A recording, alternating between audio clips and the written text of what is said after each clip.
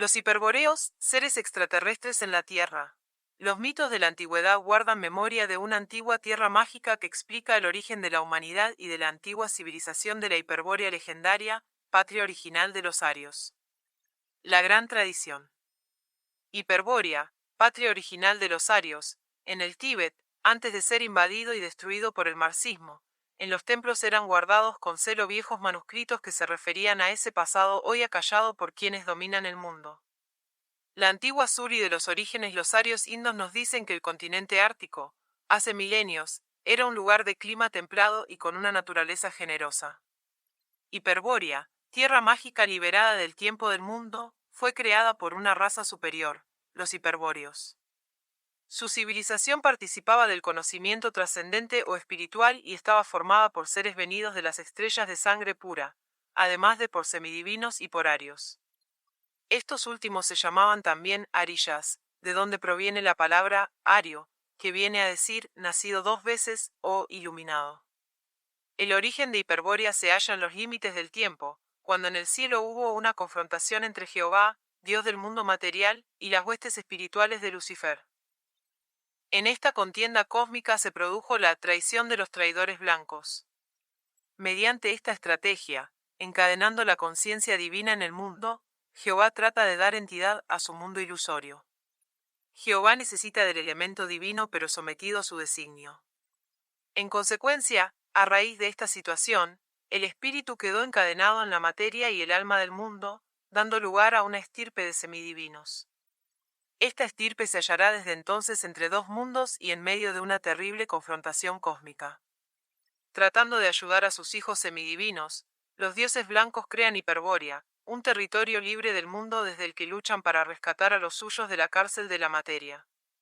Hiperbórea estaba situada más allá del océano boreal y aislada del mundo, según una versión del mito, por una muralla de constitución vítrea. En otras versiones la muralla mágica era de piedra, al estilo de las construcciones ciclópeas del mundo antiguo. Gracias a esta separación, la pureza racial no estaba amenazada y podían vivir en armonía. Cuando los dioses hiperbóreos hubieron de partir para retornar más allá de las estrellas, antes de marchar dejaron en la tierra un objeto especialmente sagrado, el Gral Obrial. Este objeto, la esmeralda de la corona de Lucifer, tiene la virtud de permitir a los espíritus caídos mantener el vínculo con el mundo de los dioses. Tras un cataclismo planetario, Hiperbórea desapareció y aquella eterna primavera ártica dio paso a un clima frío e inhabitable.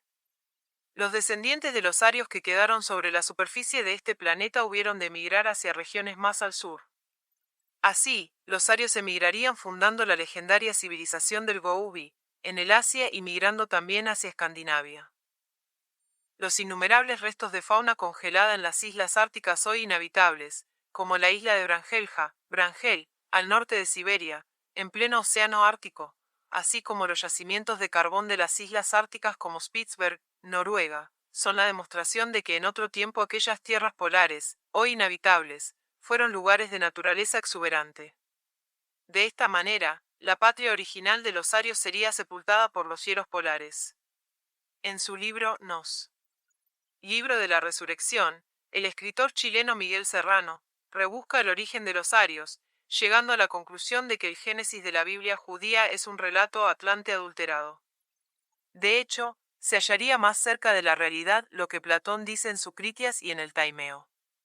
Serrano recurre a la mitología griega para referirse al origen del hombre, explicando que, al principio, un hombre surgió de la tierra.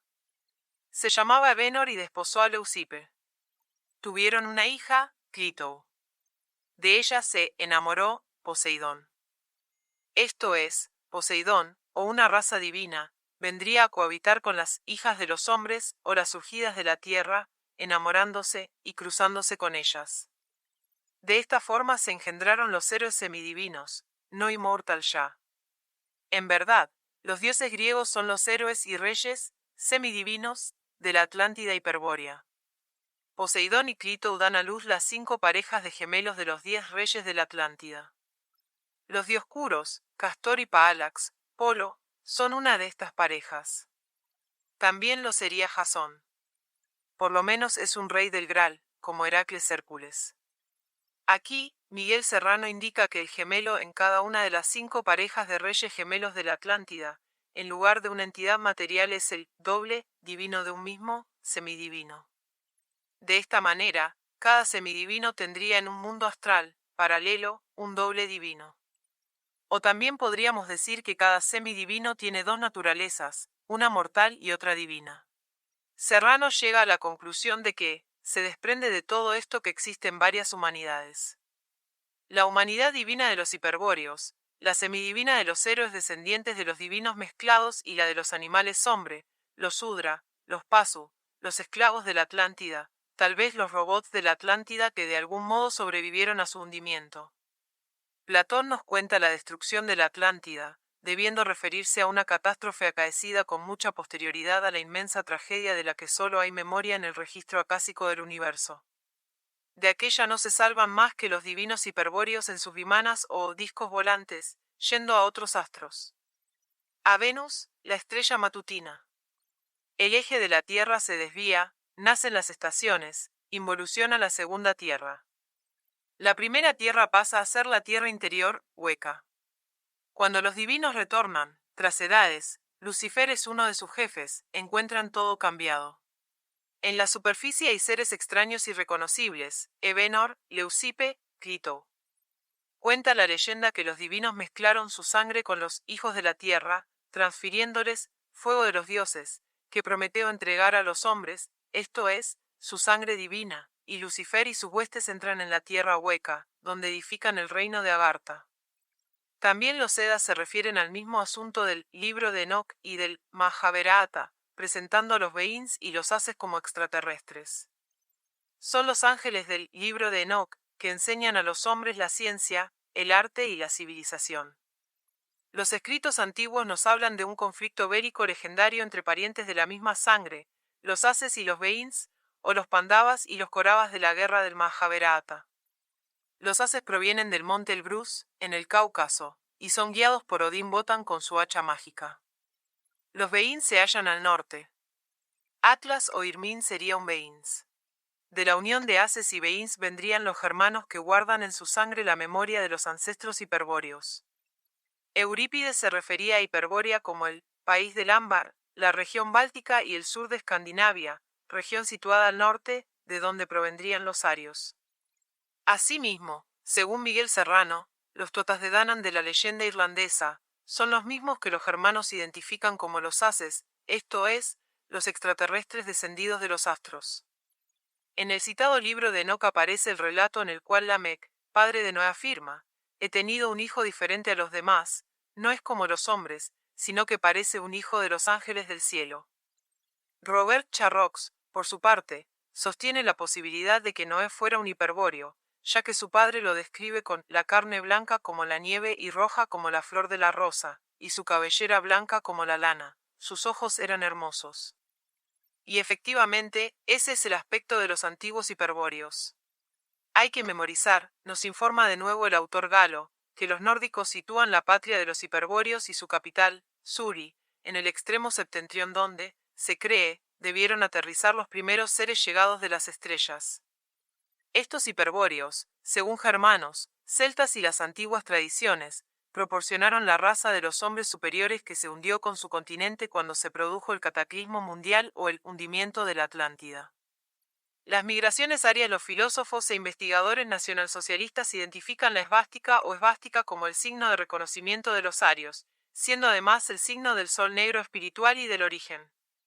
Los arios representaron la esvástica allá por donde pasaron en su marcha a través del mundo, lo cual, según Alfred Rosenberg, demuestra que las partes más diversas del mundo antiguo fueron colonizadas por la raza nórdica.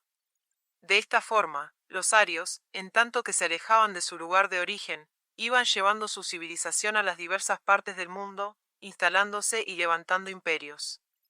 Pero la consecuencia de esto era la pérdida de la pureza racial original, al mezclarse con las razas hombre-animal, que hallaban y se les agregaban en las regiones meridionales. Los primeros arios tras la desaparición de la hiperbórea polar, los hiperbóreos que se salvan de la catástrofe, emigran con la esvástica de Strógira, en dirección del Gobi, tierra verde, de grandes bosques, en aquel entonces, y allí fundan una gran civilización, cuyos restos aún podrían encontrarse bajo las estepas y las arenas de los desiertos del Asia Central. Esta civilización también desaparece. Miguel Serrano dice que pudo ser debido a causa de una explosión atómica. A esta catástrofe se estaría refiriendo la historia bíblica de la mujer de Lot y la estatua de sal. Según el profesor Germán Wirt, la gran emigración del Gobi de los pueblos ariogodos que logran salvarse de la catástrofe que ha transformado en un árido desierto a esas regiones, actual desierto del Gobi, entre China y Mongolia, ha sido robada y falseada por el judío, que sería una tribu o infracasta de parias que se mantendría parasitando en la periferia de ese éxodo. Se apropiaría así el judío del mito y la leyenda, las 12 tribus, los 40 años de peregrinación en el desierto, etc., traspolando los acontecimientos a los desiertos del Sinaí y tierras de Palestina, donde al final arribarían, como un grupo o tribu de indeseables. Se dice que habría un manuscrito que explicaría esta historia que, según Miguel Serrano, puede conservarse en una sinagoga o en los mismos subterráneos del Vaticano. De aquella antigua migración aria en Asia aún perduran leyendas y conocimientos secretos como los que anteriormente nos referíamos a los templos del Tíbet anterior a la invasión marxista. Los arios que más cerca permanecieron del origen fueron aquellos que se establecieron en Escandinavia. Allí, su pureza perduró con mucha más firmeza que en el resto de los lugares que los arios colonizaran. Esta patria nórdica posterior a la pérdida de Hiperbórea, Escandinavia, será el origen de las últimas migraciones de arios hacia regiones más meridionales de Europa y Asia cercana. Así, desde Escandinavia, migrarán los descendientes de los arios que vendrán a civilizar Troya, el Hélade y posteriormente Alba Longa, los creadores del Imperio de Roma. Los fundadores de las civilizaciones del Asia eran gente de raza aria. Un ejemplo es Irán, Arián, que toma su nombre de sus antiguos conquistadores originales. Hasta 1979, el Shah era el señor de los arios. No es necesario aclarar el origen de la civilización de la India, la cual es fundada y civilizada por los arios provenientes del norte. También se sabe que hacia el siglo I DC el noroeste de China era habitado por gente de raza blanca o caucásica, que hablaba un idioma llamado tochario. A principios del siglo XX, arqueólogos alemanes y franceses que excavaron en las provincias del noroeste chino descubrieron los grandes parecidos entre esta lengua supuestamente aislada y los idiomas germánicos y celtas. Recientes excavaciones en la provincia de Xinjiang han descubierto cuerpos momificados de gente que vivió hace entre 4.000 y 2.400 años. Los cuerpos habían sido preservados increíblemente bien y de acuerdo al New York Times, los arqueólogos apenas podían creer lo que veían. Las momias tenían narices largas al igual que los cráneos, pelo rubio o rojizo, labios finos y otros rasgos inconfundiblemente arios. Una momia de una joven adolescente de pelo rubio se ha convertido en una atracción para turistas. Aparentemente era una princesa de hace unos 3.000 años ya que fue envuelta en ropas bordadas de lana y cuero junto con bellas joyas, jarros y ornamentos de oro, plata y jade. El doctor Víctor H. Meir de la Universidad de Pensilvania dijo, debido a que los cuerpos encontrados son sin duda de la familia indoeuropea y porque datan de un periodo lo suficientemente antiguo como para tener relación con la expansión de los indoeuropeos desde su lugar de origen, jugarán un papel crucial en la determinación del mismo, el lugar de origen. Hacia el año 1167 de nuestra era, nace de la tribu de los Quillad un niño que será llamado Temujin, en el ámbito geográfico por donde discurre el río Onon, al nordeste de Ulan Bator, actual capital de Mongolia, esto es, en el extremo oriente de Asia, al norte de China. Su tribu provenía de una unión entre turcos e iranios y, en contra de lo que pueda parecer, no eran parientes ni de lejos de los chinos, sus ancestrales enemigos. Temujin era de pelo rojizo, tez blanca, de raza blanca y ojos verdes grisáceos. En 1206, tras años de duras y sangrientas batallas fratricidas, Temujin y sus hombres salieron victoriosos. El siglo XIII había hecho acto de presencia y era el momento propicio para que todos asumieran los designios de un gran Khan. De esta forma, en 1206 fue convocada la Kurultai, o Asamblea de Notables Mongoles. En ella abandonó su nombre Temujin para asumir el de Genghis Khan, fundador del imperio más extenso de la historia. El Khan era un eugenésico que mejoraba los genes de su horda al emparejar a sus guerreros con las mejores mujeres apresadas. La SS, conocedora de que el propio Genghis Khan, quien llevaba una esvástica en su sello, y sus élites no eran de raza mongólica sino descendientes de antiguos atlantes, realizó una edición especial en un solo volumen de un libro sobre el caudillo mongol para sus tropas. El mismo Hitler admiraba el genio organizador de Gengis Khan y en una ocasión afirmó que, si Gengis Khan fue realmente el gran hombre que la historia nos muestra, entonces es que era ario. Todo esto nos indicaría la presencia de la raza blanca en número importante hasta en el extremo oriente de Asia, especialmente a la cabeza de las grandes civilizaciones. En la actualidad, los Ainos, pueblo de raza blanca, aún permanecen en varios miles de individuos en las islas de Yeso, Japón, mitad sur de Sajalín y algunas de las Kuriles, Rusia, en el Océano Pacífico. Los Ainos habitaban las actuales islas del Japón antes que los mongólicos. De hecho, en la raza del Japón actual, aún pueden apreciarse rasgos raciales que indican alguna mezcla con esta raza blanca. Según Charrox, los gigantes hiperbóreos tendrían actualmente una descendencia en los sumotori, luchadores de sumo, que, en el Japón son personajes sumamente populares, situados en la jerarquía inmediatamente después de los dioses y el emperador. El historiador Pierre Darcourt cree que, al comienzo los sumotori se reclutaban entre los gigantes ainos de piel clara. Los ainos, como decimos, son blancos, protocaucasianos, que habrían emigrado a través de Siberia. Su dios, Kamu, englobaba el sol, el viento, el océano y el oso. Estos montañeses, contrariamente a los mongólicos, son velludos, de piel sonrosada y poderosos, bebedores de alcohol caliente, eran formidables luchadores. Los demás japoneses, de tez cobriza, serían originarios de las islas polinesias, de Malasia y sur de China. En el proceso de decadencia, los ainos habrían sido vencidos. Los mongólicos, prosigue Darcourt, se llevaron hacia el sur a las bellas mujeres blancas de sus adversarios y de su unión nacieron mestizos asiáticos que se convirtieron en los primeros guardias de corps del emperador. Hitler afirma que el ario es el Prometeo de la humanidad y, según la cosmovisión nacionalsocialista, esta raza ha llevado la civilización hasta los lugares más remotos de la Tierra, desde Europa hasta el Asia, África o la misma América de los tiempos precolombinos. Todavía hoy en día, podemos ver esculpido el rostro del ario en lugares tan remotos como las estatuas megalíticas de la isla de Pascua. En la misma África, las ruinas de Zimbabue, construcciones de piedra que nunca construyeron negros, fueron edificadas por gentes, de las cuales ya se ha perdido la memoria.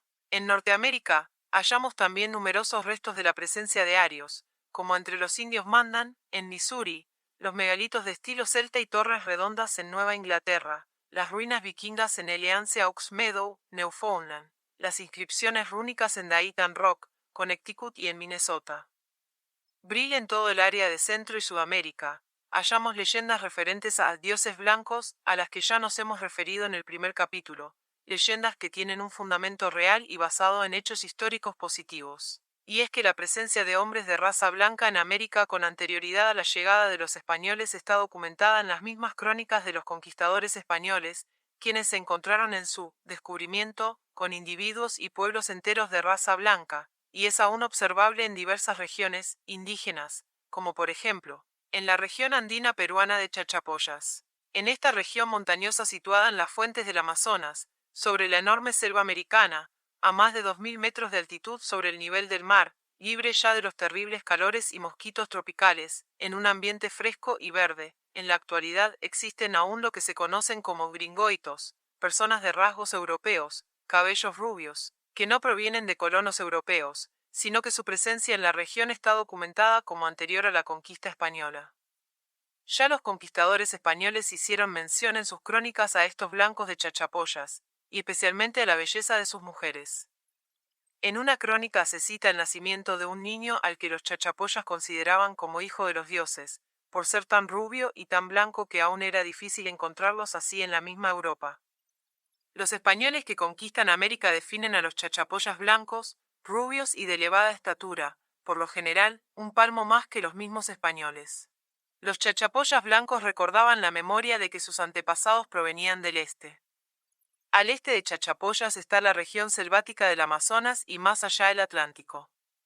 Entre las representaciones que han quedado escritas en diversos edificios, podemos ver dibujos y figuras representaciones de barcos de grandes proporciones, lo que nos da a entender que los primeros Chachapoyas, bien podían haber llegado desde Europa a América vía marítima. Siguiendo las corrientes oceánicas, desde el oeste de África habrían llegado hasta las costas de Sudamérica, para, remontando el curso del río Amazonas en barco, finalmente instalarse en las más frescas regiones andinas, evitando el calor tropical. Los chachapoyas eran temidos guerreros. Utilizaban como arma ondas idénticas a las de los antiguos habitantes de las Islas Baleares. Eran maestros en el arte de la trepanación del cráneo, para aliviar la presión craneal, al igual que los celtas. También coinciden con los celtas en que coleccionaban cabezas cortadas de sus enemigos. Construían casas de piedra redondas, con un diámetro de entre 7 y 9 metros, casas idénticas a las celtas. Todavía hoy pueden verse las ruinas de las murallas de su imperio, muros enormes en elevaciones montañosas que recuerdan fortalezas europeas. Unas esculturas de rasgos indoeuropeos que impasibles observan el horizonte, halladas entre barrancos en las montañas, son muy similares a las que encontramos más hacia el oeste, en el Océano Pacífico, en la isla de Pascua. Cuando el conquistador español Orellana, remontando el río Amazonas, llegó a las inmediaciones del actual Manaos, los indios de la región le hablaban de unos hombres blancos, altos y rubios que vivían en ciudades más allá de la selva y que guardaban tesoros inmensos. Más adelante, los conquistadores españoles se encontraron con una delegación de 4 hombres blancos rubios y altos, bien vestidos y de formas educadas, quienes preguntaron a los españoles sobre la intención que tenían. Los españoles les dijeron que buscaban convertir la región al cristianismo y someterles a la corona de Castilla. Se despidieron y nunca más volvieron a encontrarlos. Podían haber sido unos enviados chachapoyas, o tal vez de algún otro centro poblado por blancos. ¿Cuál es el origen de los primeros chachapoyas blancos que llegaron a América mucho antes de la llegada de los españoles?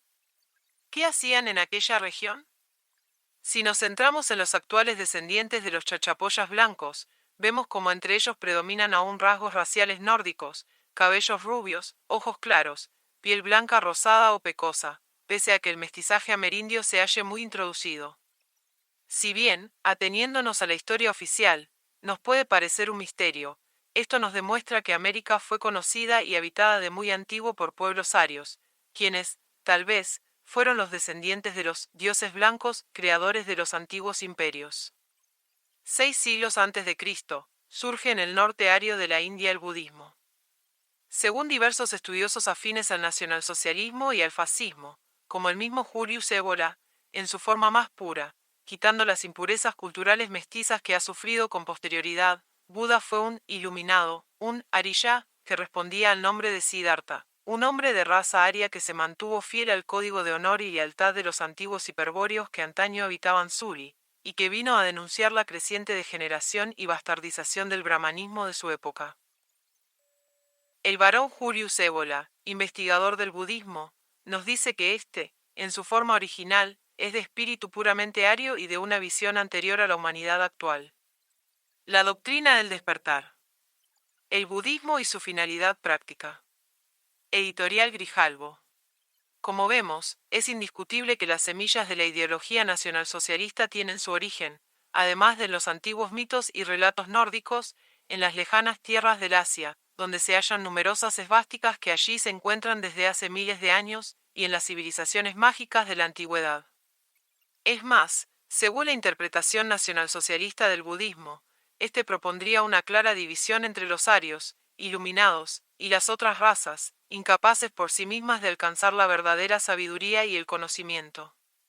Según el nacionalsocialismo, al tomar medidas contra la mezcla racial, se estaba preservando la pureza espiritual, y en consecuencia se estaba frenando la degradación humana. 3. El Asia. Agartha y el brillo en el corazón del Asia, hallamos las montañas más altas del mundo y una inmensa meseta, el Tíbet, situada a una media de más de 4.000 metros de altitud sobre el nivel del mar. La guerra mágica que movió los hilos de la historia hizo que las relaciones entre la Alemania nacionalsocialista y el Tíbet fueran más allá de la mera rutina diplomática. Durante el Tercer Reich, Alemania mantuvo en el Tíbet diversos delegados y observadores y la celebrada expedición SS de 1938 a 1939 realizó multitud de estudios sobre las más diversas cuestiones.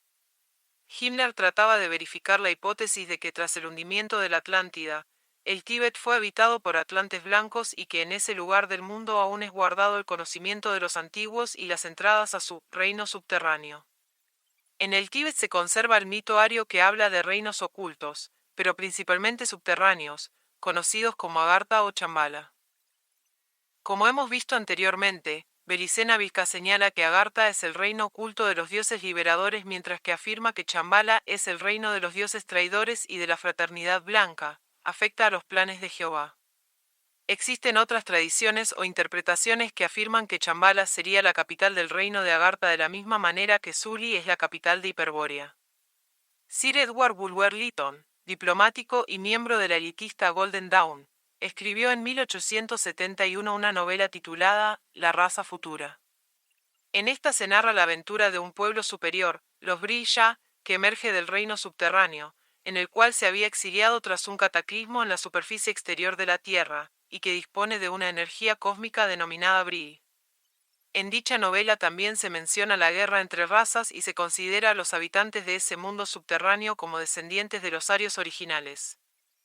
Según esta tradición viva en diversas partes del Asia, este pueblo vive en el interior de la Tierra y es superior en todos los niveles, tanto en el desarrollo personal como en el desarrollo y los logros materiales, a los hombres de la superficie de la Tierra. Además, se identifica con propósitos benéficos y estaría regido por el Rey del Mundo, siendo depositario de legendarias civilizaciones desaparecidas, como Lemuria y la Atlántida. René Guénon, en su libro El Rey del Mundo, examinó las diversas tradiciones religiosas que confirman esta idea, según la cual las culturas posteriores se nutren de un origen ario. Por otra parte, para algunos ocultistas, la esvástica es el gran símbolo del reino subterráneo, que sería recogido por las tradiciones iniciáticas orientales y occidentales, sobre todo, por el budismo y el hermetismo. En esta interpretación, dicho símbolo recrea la rotación del universo en torno a un centro fijo generador del movimiento. En esta misma línea en la que también se inscribe la célebre Madame Blavatsky, se sitúan otros ideólogos que mostraron gran interés por Agartha y que despertaron el interés del nazismo. Durante el Tercer Reich se enviaron diversas expediciones al Tíbet en busca de dicho reino subterráneo. Aún hoy continúa ejerciendo un gran poder de fascinación el documental El secreto del Tíbet, fruto de una expedición nazi al Tíbet, que sigue siendo un indiscutible testimonio de unos años en que el Tíbet era un lugar ignoto para el resto del mundo. El propósito original de estas expediciones fue muy similar al que motivó la prevista expedición de Tiahuanaco, y se basaba en la creencia según la cual las montañas más altas del mundo podrían haber sido el refugio de una raza aria primigenia proveniente de la Atlántida tras el diluvio. Según el mito de Agartha, los arios primigenios habrían creado reinos subterráneos en los que seguirían conservando los secretos antiguos. Esta idea vino avalada por el ingeniero Ferdinando Sendowski, quien, en su libro Bestias, Hombres, Dioses, 1920 a 1921, describe cómo en su huida de los bolcheviques a través de Asia Central, tuvo noticia del reino subterráneo de Agarthi, lugar en que se habrían refugiado los supervivientes de grandes continentes hundidos y que sería la sede de un señor del mundo. Edmund Key se encargaría de vincular el mito de Agarthi o Agartha con la cosmogonía glacial de Herbigert, quien ya apuntaba a una relación entre la Atlántida y el techo del mundo, Tíbet. La expedición alemana logró crear una actitud positiva respecto a Alemania por parte de los tibetanos. Bajo el lema del encuentro de la esvástica occidental con la oriental, lograron establecerse contactos políticos de alto nivel con el gobierno tibetano que se manifestaron, entre otros, en la declaración oficial de amistad que Kutuptuder Vaesgren, el regente tibetano, puso por escrito a la atención del notable señor Hitler, rey de los alemanes, que ha conseguido hacerse con el poder sobre el ancho mundo. También en el documental se ve una larga cola de tibetanos que acuden a ofrecer regalos a los primeros alemanes que son recibidos aquí, lo que no es del todo cierto, ya que Schaffer había participado anteriormente en 2 expediciones al Tíbet realizadas por un equipo germano-estadounidense. Nimrod del Rosario relata la conspiración urdida por Schaffer en su expedición al Tíbet sirviendo a los intereses de Chambala. Su expedición al Tíbet regresó con el Kanshur, un conjunto de sagradas escrituras tibetanas en 108 volúmenes. Además, sus jefes recibieron el ritual del Tantra Kalachakra. Dicho ritual es la iniciación suprema del budismo tibetano, pero, paradójicamente, puede ser administrada a profanos a precio de $120, año 2001 en Barcelona por el Dalai Lama. Esta iniciación vincula a Chambala en el momento de la lucha final entre las fuerzas del bien y del mal. Entre los nacionalsocialistas que se aventuraron por las altas regiones del Himalaya y el Tíbet, encontramos el lugar preferente a Heinrich Harrer, quien narra sus aventuras en su libro 7 años en Tíbet. Harrer es detenido el 1 de septiembre de 1939 en la India, justo al empezar la guerra y finalmente, tras varios intentos, consigue fugarse del campo de concentración donde estaba detenido por los ingleses alcanzando el Tíbet el 17 de mayo de 1944. Gracias a los delegados alemanes que permanecían en Lacia, Harrer pudo establecer contacto con las autoridades tibetanas, llegando a convertirse finalmente en instructor y hombre de confianza del Dalai Lama. Harrer estaba incorporado a la Orden Negra, la SS, desde 1938 y era miembro de los Wandervogel, o pájaros errantes. Este era un movimiento juvenil que predicaba el retorno a la naturaleza y un estilo de vida alejado de la dinámica urbana, y muchos de sus miembros eran montañeros y escaladores. Cuando los ingleses le detienen en la India, Harrer estaba junto a otros camaradas en una expedición para alcanzar la cumbre del Nanga Parbat, que en el idioma local quiere decir nuestra montaña, un 8.000 del Himalaya, de 8.126 metros de altitud, en el actual estado de Pakistán. Un año antes, en 1938, cuando ya era un SS, Harrer y otros 3 escaladores del mismo cuerpo, ascendieron por primera vez la cumbre de la Igar, Suiza, por la cara norte. La aventura se considera aún hoy en día una hazaña del alpinismo. Durante los 3 días que duró la ascensión, Hitler estuvo informado de los progresos de la expedición y, tras su brillante resultado, quiso conocer a los protagonistas. Cuentan las crónicas que el Führer les recibió emocionado y les dijo: «Camaradas, ¿qué habéis hecho?». El propio Harrer contestó: «Hemos escalado la cumbre de la Igar para llegar a nuestro Führer». Aunque nunca se haya declarado oficialmente, se ha citado documentos desclasificados tras la guerra según los cuales en el búnker de Berlín se hallaron varios cuerpos de guerreros con rasgos asiáticos, lo que vendría a demostrar que la relación con el Asia tuvo gran importancia para el Tercer Reich. La esvástica, el águila, las runas y la obra alquímica. La esvástica o esvástica es el signo considerado por muchos investigadores como el más antiguo de los empleados por los hombres.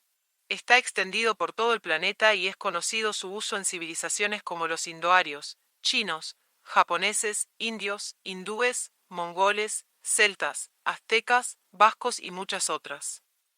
Su significado más antiguo es el del símbolo del sol nórdico, como hemos explicado anteriormente, y sabemos que era objeto de culto y respeto, siendo signo de los señores oarios. Está vinculado al mundo mágico, espiritual y a los dioses cósmicos, como Siva, dios indoario que tenía en sus representaciones inscrita la esvástica y que es portador de la misma energía universal que porta Odín o Wotan, llamado Odín en Escandinavia y Wotan en Germania. No obstante, más que en cualquier otro aspecto, vamos a centrarnos en la esvástica o cruz gamada hindú, al ser esta de especial interés para los nacionalsocialistas y para el Führer, Adolf Hitler. La cruz gamada significa la gran rueda del llegar a ser, rueda que gira y resiste sobre su propio centro inmutable, marcando su destino, su manifestación espacio-temporal. En el cuaderno de la SS número 3 de 1944, Fritz Reich describe el sentido en el girar de la esvástica. Sí, el crepúsculo de los dioses es totalmente absurdo sin un nuevo amanecer de los mundos en la óptica germánica. La victoriosa transformación de los malos en buenos se cumplirá cuando los malos llegarán a ser mejores y Boldar regresará. La certeza aria más sagrada quiere que la luz triunfe finalmente sobre las tinieblas, el bien sobre el mal. Encontró su manifestación intemporal en las enseñanzas del gran persa Ario Zaratustra en una época ilustre. La esvástica, sinistrógira, es decir, orientada hacia la izquierda, simboliza el camino de retorno hacia el origen, hacia Hiperbórea. Dice Miguel Serrano que la esvástica es un signo del sol nórdico de origen ario, posthiperbórico. Tras la pérdida de Hiperbórea, junto con el desviarse del eje terrestre y darse así comienzo a las estaciones, los arios hiperbóreos aportan este signo de origen rúnico de la runa Jibur, representando el sol promotor del año terrestre y del movimiento de las 4 estaciones.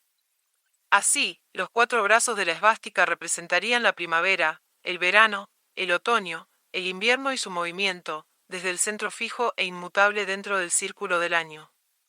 Según sea el lado a que se dirijan las prolongaciones de la cruz, así será el movimiento de la esvástica. El hitlerismo esotérico, el nacionalsocialismo esotérico, sostiene que cuando se mueve hacia la derecha esvástica de Strógira, se estaría significando la pérdida de la edad áurea o dorada, tras el hundimiento de Hiperbórea, con el desvío del eje terrestre. Esta esvástica de Strógira simboliza el éxodo o migración polar de los semidivinos arios hiperbóreos, la variación del movimiento giratorio de la Tierra sobre sí misma y el salto a los polos, según explica Miguel Serrano. Puede comprobarse esta variación en las conchas de caracoles marinos y de algunas piedras de gran antigüedad, encontradas en la Antártica, cuyas espirales están girando en dirección contraria a la rotación actual de la Tierra. La esvástica de Strógira está girando en dirección a los punteros del reloj y de la Tierra actual. La esvástica levógira o siniestrógira, hacia la izquierda, que eligiera el nacionalsocialismo, gira en dirección inversa a las manecillas del reloj y del tiempo de la Tierra actual. Es así la esvástica del regreso a Hiperbórea. La guerra esotérica de Hitler fue hecha siguiendo esta misma dirección: Polonia, Dinamarca, Francia, Grecia, Cáucaso. Desde ahí se habría dirigido por Siberia al desierto del Gobi y al Polo Norte, para nuevamente enderezar el eje de la Tierra y recuperar la Edad Dorada. Miguel Serrano nos dice que el avatara, Adolf Hitler, dispuso finalmente el retorno a la Hiperbórea extraterrestre, la anterior a la Hiperbórea nórdica, para desde allí transfigurar la Tierra. Con esta explicación se ha dejado claro el absurdo de todas las explicaciones simplistas de una supuesta esvástica levógira demoníaca y otra de estrógira benéfica. También la religión Bo, del antiguo Tíbet, anterior al budismo mahayánico, tenía como emblema la esvástica levógira del nacionalsocialismo. La esvástica, en cualquiera dirección que se represente, es originalmente un símbolo rúnico, como ya hemos explicado, de los pueblos nórdicos y heroicos, arios y blancos, de origen divino. La esvástica terrestre, la esvástica del agua, la esvástica del fuego, la esvástica del aire, el mismo dios Thor, dios de la fragua y de los herreros, representante por excelencia de la mitología nórdica, porta el martillo con la esvástica, con el cual protege a los hijos del sol negro. Se hace notorio recordar la celebración nacionalsocialista del solsticio de verano, momento de la victoria de la luz del sol sobre las tinieblas, o de los hombres del sol sobre los de las tinieblas. El águila respecto al águila imperial, Alfred Rosenberg, afirma que los Aryas, situados en las más elevadas mesetas y regiones del Asia Central, hicieron del pájaro de las cumbres, el águila, el rey de las montañas, aquel que puede mirar el sol de frente, cara a cara. El águila del imperio, portadora del signo del imperio, la esvástica, y situada sobre el estandarte nacionalsocialista alemán, es el mismo signo de las invencibles legiones romanas, o el de las tropas napoleónicas. Dice la tradición, que el emperador Juliano, el último emperador romano, la noche antes de morir por una herida de guerra en Persia, tuvo una visión, vio el águila del imperio de Roma, signo de Seu Júpiter, que volaba hacia Oriente, hacia el Asia, para refugiarse por casi 2 milenios en las montañas más altas del mundo, el Himalaya. Transcurrido el tiempo indicado, el águila volvía a Occidente portando el símbolo sagrado, la esvástica, para que el imperio lo aclamara. Es este el contexto en el que debemos hallar el significado del águila nazi trayéndonos la esvástica desde las montañas más altas del mundo. De esta forma, el nacionalsocialismo alemán pretendía hacerse depositario de la tradición imperial, reivindicando para sí el derecho de ser legítimo heredero del imperio, Reich, romano y del águila de Seu Júpiter. Las runas, algunos opinan que el alfabeto rúnico se desarrolló tomando como base el griego, pero otros investigadores han hallado evidencias de una escritura prerrúnica muy antigua que data de finales de la Edad de Hielo. El alfabeto rúnico tiene 24 letras y cada letra tiene en sí misma un significado mágico y místico simultáneamente. El conocimiento de las runas lo consiguió Wotan, Odín, colgándose por 9 días en el árbol cósmico del espanto, Yggdrasil, e hiriéndose con una lanza en el costado, en lo que es una práctica iniciática chamánica. Proyectadas en rituales mágicos, los antiguos germanos dotaban a las runas de grandes poderes. Tácito describe en su Germania una práctica oracular a base de varas de madera con unos grabados que eran runas. Debidamente ritualizadas, las inscripciones rúnicas en espadas u otros objetos los dotaban de un poder excepcional. Sobre las runas de la SS, su origen se sitúa en los antiguos guerreros germánicos, los cuales esculpían los signos rúnicos sagrados en la vaina de las espadas que utilizaban en el combate. Se les atribuía a estos signos un valor mágico de sabiduría, protección y poder, siendo grabadas también en los navíos y los lugares solemnes para dar seguridad y estabilidad al pueblo. Los SS se identificaban con estos guerreros germánicos teutones y con su mitología por ser guardianes ancestrales de la patria nórdica. El barón Segotendorf, fundador de la Orden de Suri, consideraba que las runas constituían el poder esotérico primigenio. Rudolf J. Worsleben trató de reconstruir la ciencia espiritual de las runas y de sus poderes mágicos como conductoras de la energía que anima el universo entero e influye en el mundo material. Así, las runas son el vínculo entre el macrocosmos y el microcosmos del hombre ario, posibilitando la unión mística con Dios. Según Worsleben, la más sagrada de todas las runas sería Agal, que se hallaría presente en el hexágono, la flor de lis de la heráldica e incluso en la pirámide de Keops, ya que la civilización aria primigenia había sobrevivido bajo diversas formas culturales. Worsleben afirmaba que las distintas formas de cristalización mineral serían proyecciones sólidas y geométricas de las runas, su materialización cósmica. El conocido ariosofista Guido von List, en 1902, cuando fue operado de cataratas, sufrió 11 meses de ceguera transitoria en el transcurso de la cual su ojo interior le hizo vislumbrar la religión germánica y el origen de las runas, revelaciones a partir de las cuales trató de reconstruir la lengua aria primigenia que dio lugar a todas las demás. Este lenguaje es un lenguaje mágico en el cual cada palabra tiene un poder vinculado a un principio absoluto. List interpretó, por una parte, las letras y sonidos de las runas y, por otra, las inscripciones y emblemas antiguos y expuso sus resultados en El secreto de las runas, 1907.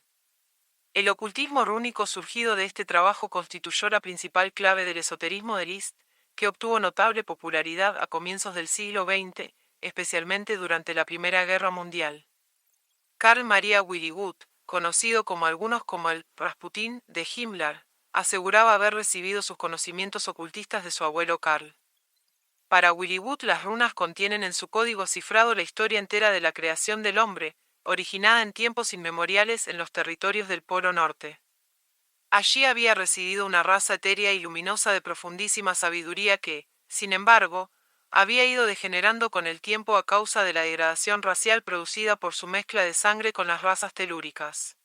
En la actualidad solo los iniciados tienen acceso al misterioso lenguaje de las runas, accesible a través de claves secretas.